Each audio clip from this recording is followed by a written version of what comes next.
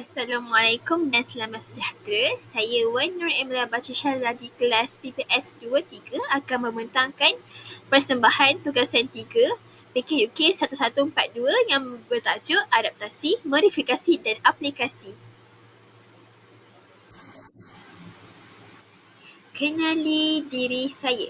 Nama diberi ialah Wan Nur Emilia Bacisha binti Zaidi dari kelas PPS 23 yang mengambil kursus pendidikan khas masalah pendengaran.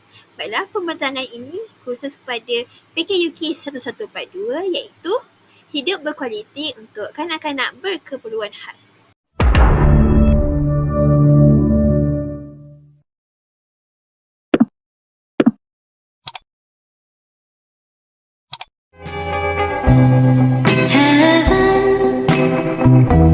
When I held you again, how could we ever just be friends? I would rather dive and let you go, Juliet to your Romeo. How I heard you say.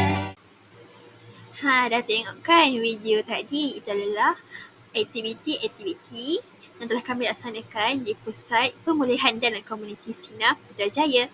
Baiklah, kenali Pusat Pemulihan Dalam Komuniti Putrajaya di Presen 9.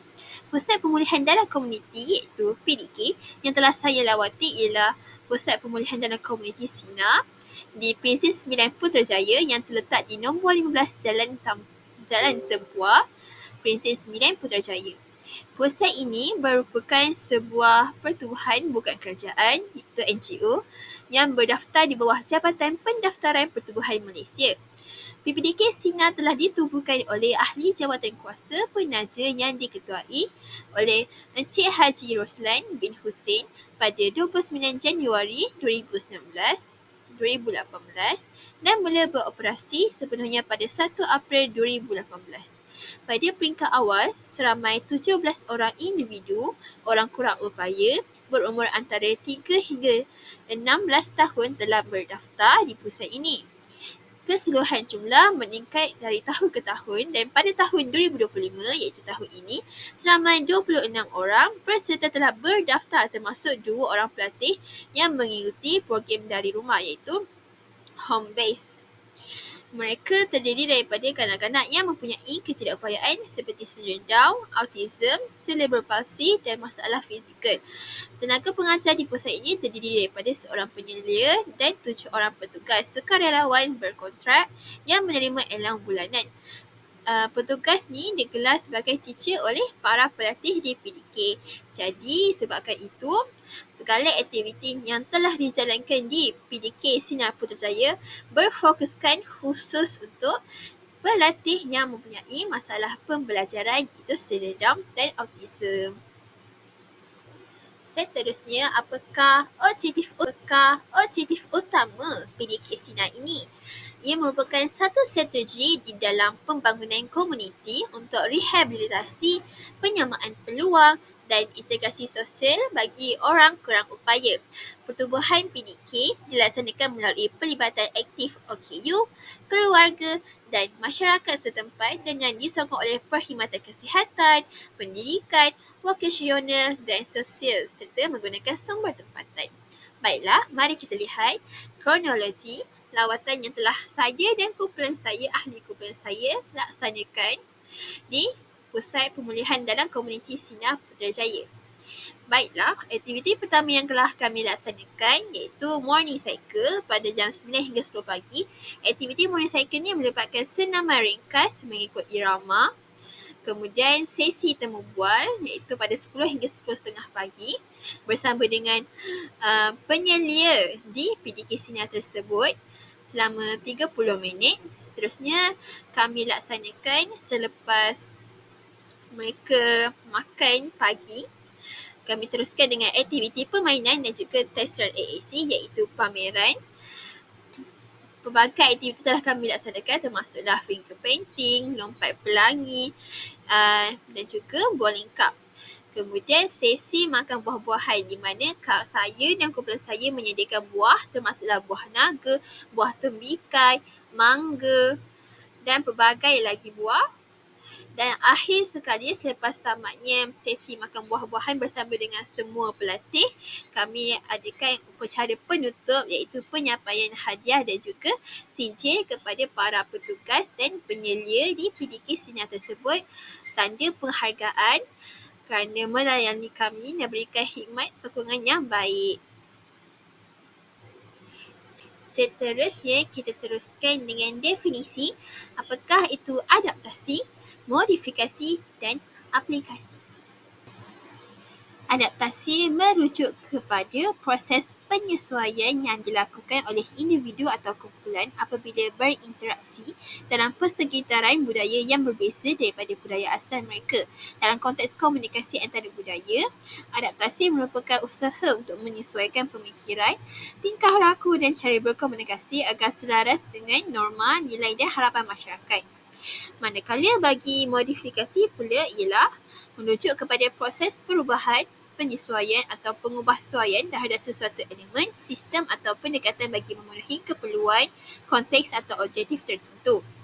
Bagi definisi aplikasi pula merujuk kepada tindakan menggunakan pengetahuan, teori, kaedah dan teknologi dan situasi praktikal bagi menyelesaikan masalah atau mencapai matlamat tertentu. Baiklah, inilah definisi secara umum yang telah saya ambil daripada artikel yang telah saya kaji.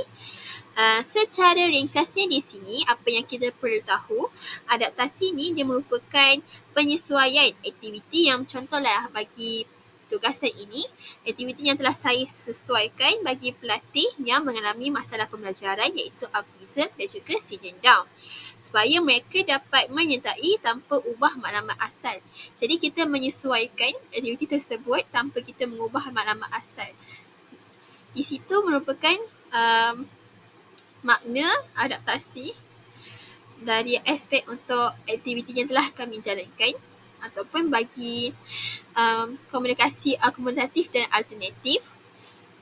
Manakala modifikasi secara ringkasnya menunjuk kepada ubah suai aktiviti ikut keupayaan pelatih, termasuk ubah cara, alat atau hasil. Maksudnya sebab kita nak jadikan aktiviti tersebut sesuai dengan kanak-kanak MBPK ataupun pelatih di PDK, jadi kita ubah menggunakan alat yang sesuai. Sebagai contoh, kita menggunakan saiz bola untuk main bowling cup, menggunakan bola yang ringan dan besar sesuai untuk kanak-kanak sendirian autism yang mempunyai masalah motor halus untuk memegang.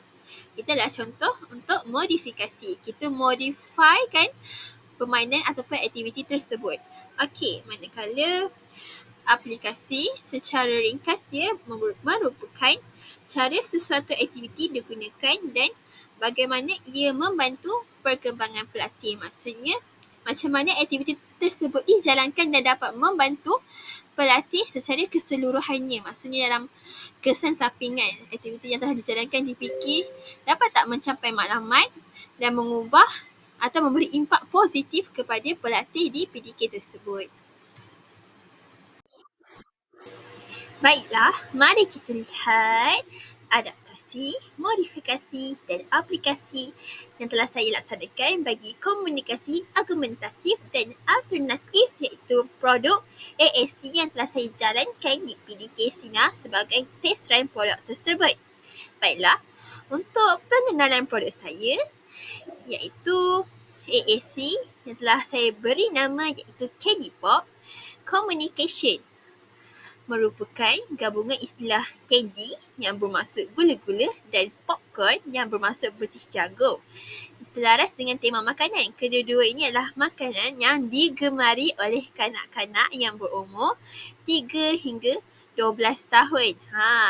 Jadi produk ini direka untuk menarik minat murid berkeperluan pendidikan khas MBPK dan fungsinya adalah sebagai alat komunikasi bagi kanak-kanak MBPK yang menghadapi kesukaran berkomunikasi. Oleh itu, saya telah memilih penggunaan istilah Candy Pop Communication kerana ia sangat bersesuaian dengan konsep produk yang telah saya hasilkan, seperti rajah yang telah saya lampirkan. Cantik kan warna dia, menarik, warna-warni, gula-gula pun comel. Produk ini dihasilkan untuk membantu kanak-kanak yang mengalami kesukaran dalam komunikasi, khususnya bagi kanak-kanak yang mempunyai cabaran dalam pertuturan dan penggunaan bahasa, seperti individu dengan autism, spectrum disorder (ASD). Penggunaan produk ini juga menyokong pembelajaran kanak-kanak dalam kategori Development Language Disorder iaitu DLD, serta mereka yang menghadapi cabaran komunikasi akibat cerebral palsy juga boleh menggunakan produk yang telah saya hasilkan. Baiklah, apa adaptasi yang saya telah lakukan pada AAC saya yang saya telah buat test run dekat PDK ni?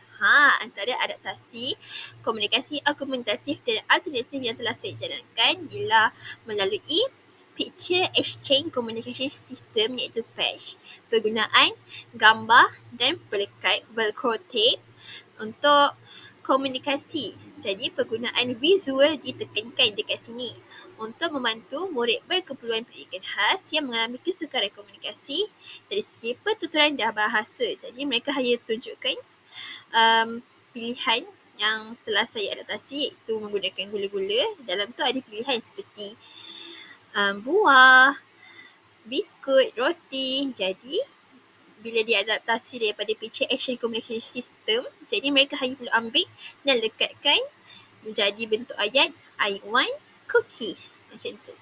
Seterusnya, adaptasi yang telah saya lakukan termasuklah berasaskan konsep komunikasi visual macam yang saya telah tekankan tadi. Dia sesuai untuk pelatih autism dan juga pelatih bermasalah pendengaran sebab mereka lebih tertarik pada penggunaan visual untuk membantu mereka berkomunikasi.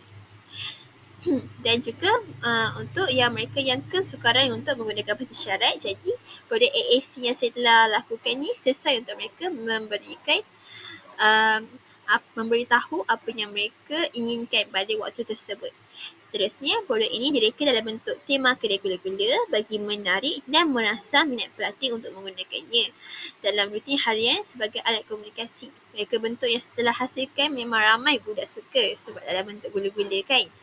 Pendekatan ini selaras dengan prinsip PECS yang menekankan penggunaan visual interaktif untuk memudahkan pembelajaran dan meningkatkan komunikasi dalam kalangan MPK. Jadi itulah adaptasinya. Modifikasi produk komunikasi argumentatif dan alternatif saya pula. Penggunaan card patch dengan pemegang atau velcro timbul iaitu velcro tape yang telah saya gunakan dekat saya punya AAC bagi kanak-kanak cerebral palsy yang mengalami kekangan motor halus.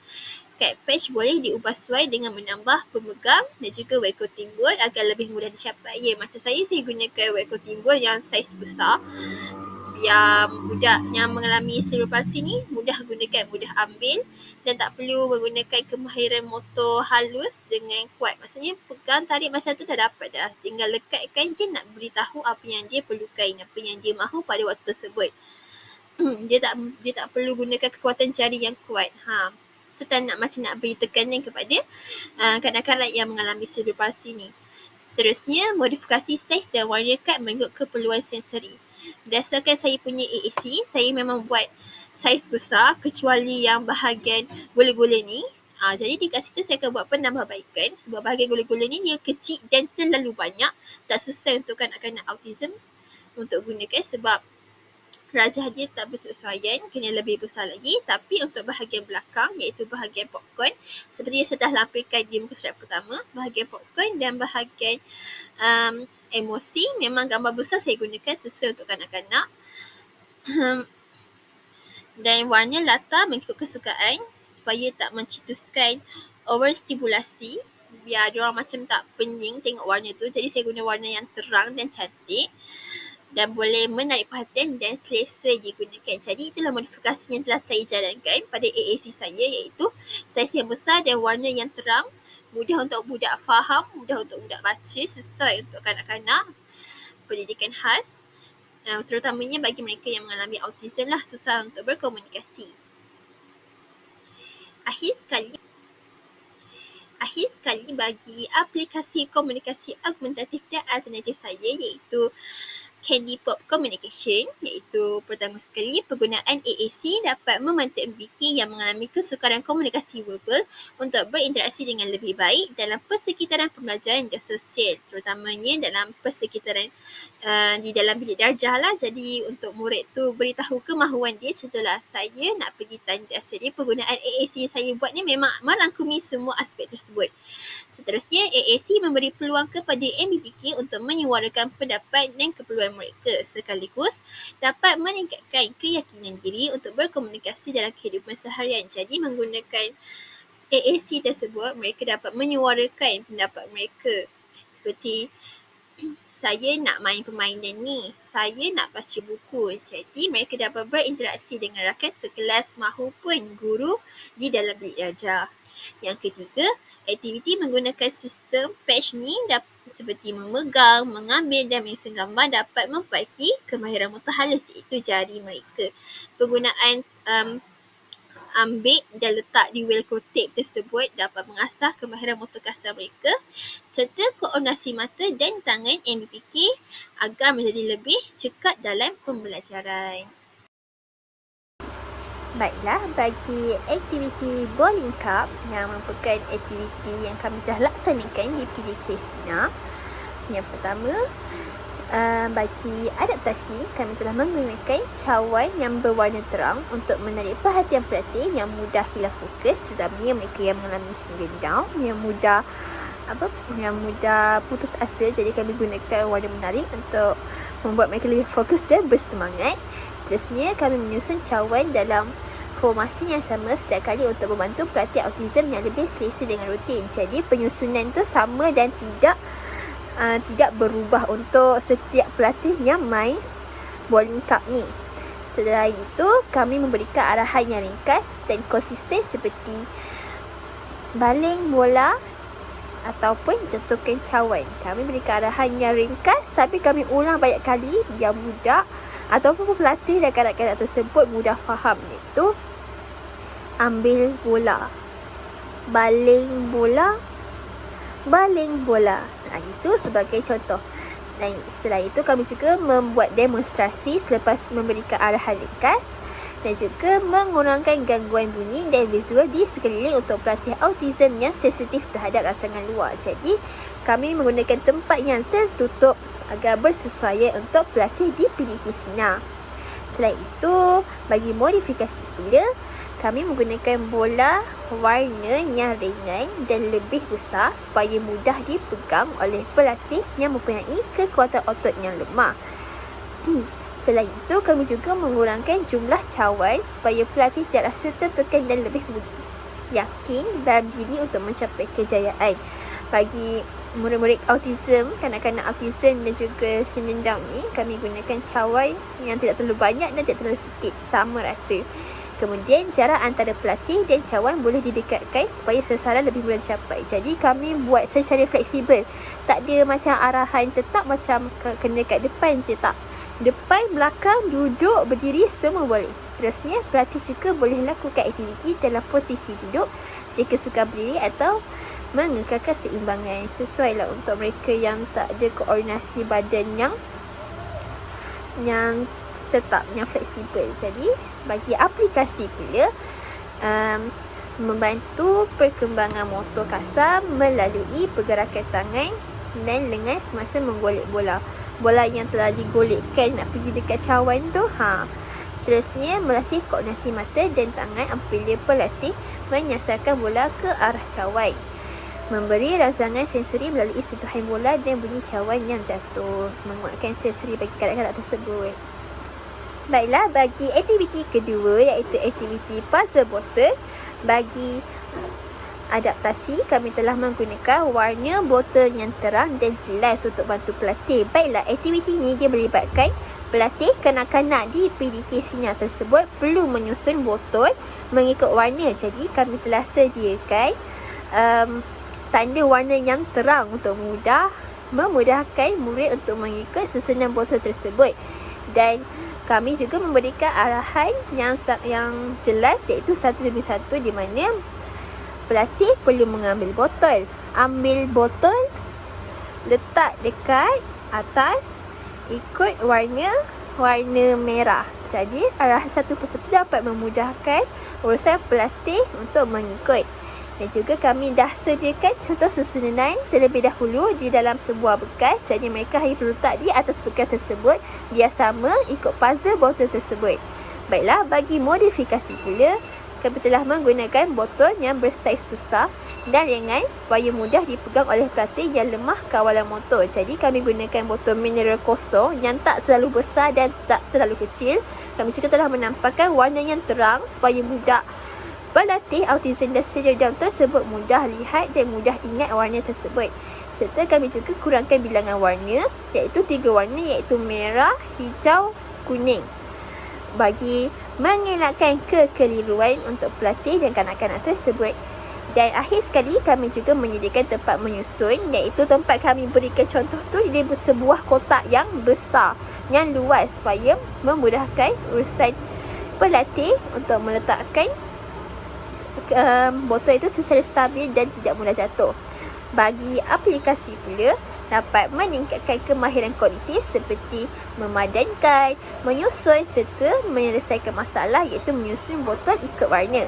Kemudian memberi pelatih struktur dan rutin yang menenangkan, terutamanya bagi pelatih autism yang sukakan aktiviti berulang dan teratur. Dan akhir sekali dapat meningkatkan keyakinan diri apabila pelatih berjaya melengkapkan susunan dengan betul, kerana aktiviti ini mudah dan menarik.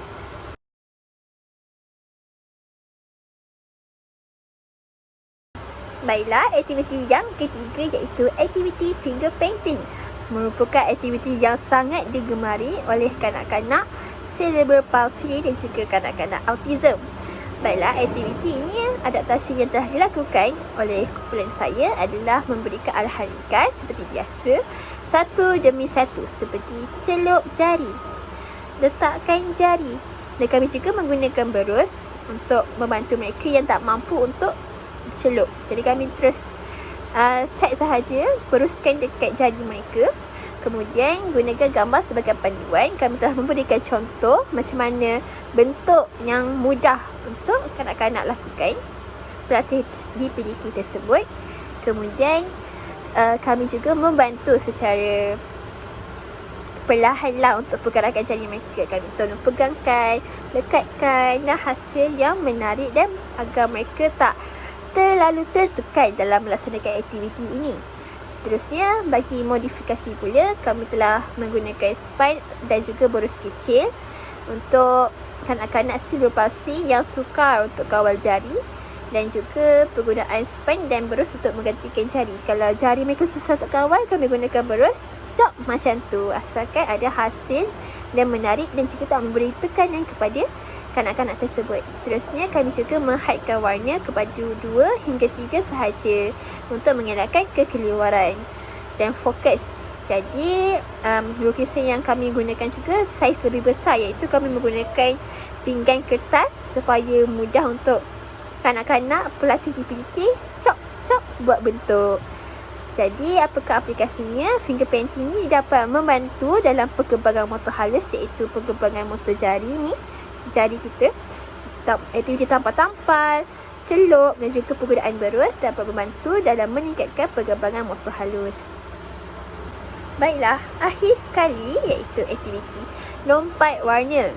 Merupakan aktiviti yang telah kami laksanakan pertama dekat Finger Sinar tu, untuk menarik perhatian kanak-kanak dan pelatih.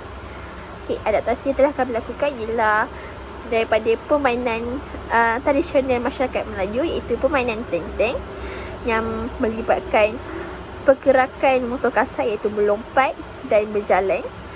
Kami juga menggunakan petunjuk visual jelas, iaitu pelekat selotip yang kami gunakan tu warna yang terang dan besar. Kemudian arahan ringkas seperti biasa, iaitu ambil bola, lompat mengikut warna, lompat mengikut warna, dan masukkan bola ke dalam bekas, masukkan bola ke dalam bekas mengikut warna. Jadi arahan satu demi satu supaya mengelakkan kekeliruan dan tekanan kepada murid tersebut. Kami juga membuatkan aktiviti ini secara fleksibel untuk mengelakkan tekanan untuk mengejar masa, dan juga penggunaan gambar atau simbol untuk menunjukkan arahan dengan lebih jelas. Kemudian aplikasinya adalah aktiviti ini dapat membantu meningkatkan kemahiran kognitif daripada ikut warna tersebut, juga dapat membantu perkembangan motor kasar iaitu melibatkan keseimbangan, kekuatan otot dan kawalan badan. Kawalan badan untuk mengikut warna tersebut, lompat mengikut warna dan masukkan bola ke dalam bekas tersebut melibatkan kawalan badan, keseimbangan badan.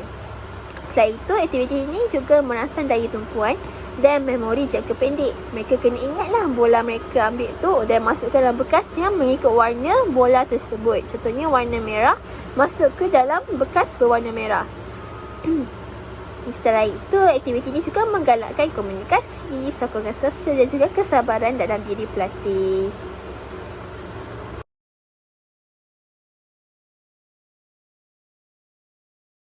Kesimpulannya, aktiviti yang dijalankan di pusat pemulihan dalam komuniti Cina Putrajaya seperti bowling cup, susun botol, figure painting dan juga lompat warna dapat memberikan impak positif kepada perkembangan kanak-kanak berkeluhan khas seperti pelatih di PDK iaitu autism, ceria Down dan juga cerebral palsy. Melalui adaptasi dan modifikasi yang sesuai, aktiviti ini bukan sahaja membantu meningkatkan kemahiran motor kasar dan halus, malah aktiviti ini juga turut menyokong aspek kognitif, sosial dan emosi.